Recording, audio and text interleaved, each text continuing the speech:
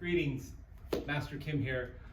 We have a bunch of new white belts that are getting ready to take a test. And so I just want to first and foremost remind you the way to get through the white belt test. And as you already know, we've kind of run through a couple of things in the test in class.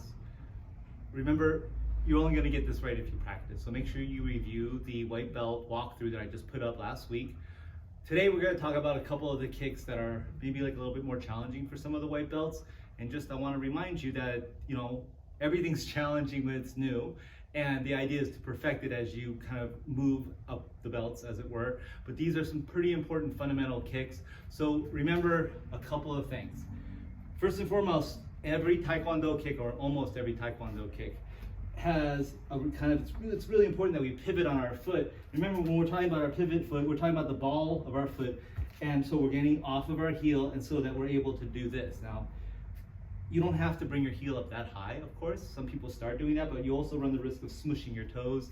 So the idea is you want to flare your toes up and bring your heel up so that you can move a little, right? And that pivot is embedded in everything from, the way we walk when we're doing our blocks or our kicks to just basic switches. We want to stay on the balls of our feet, stay off of our heels, because when you're on your heels, you're a little frozen. So let's just talk about basic fast kick.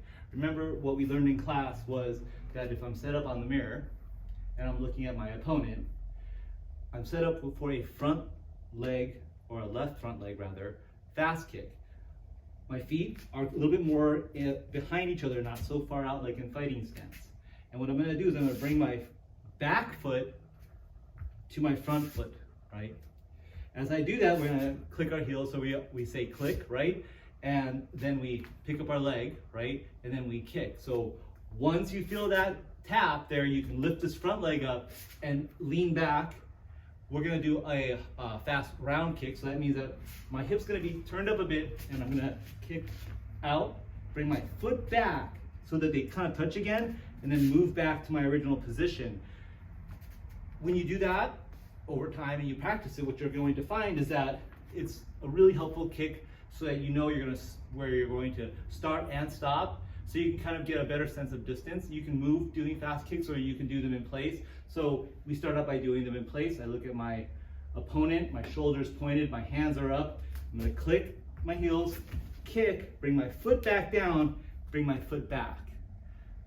That is to say, now you can practice it this way, where you kick and bring your foot forward, and now you can maybe close some distance for another kind of kick once you guys start sparring. That's generally the idea, is to kind of vary your movement. This fast kick, so important. So once again, hands up, bend your knees, covering your jaws a little bit, click your heels, kick, bring your foot back, and you're good to go. All right, so I'm gonna post a couple more videos before everyone's test. In the meanwhile, greetings from the Dojo Dog over here. Practice lots and come to class, and we will see you for your test when it's announced. Work hard.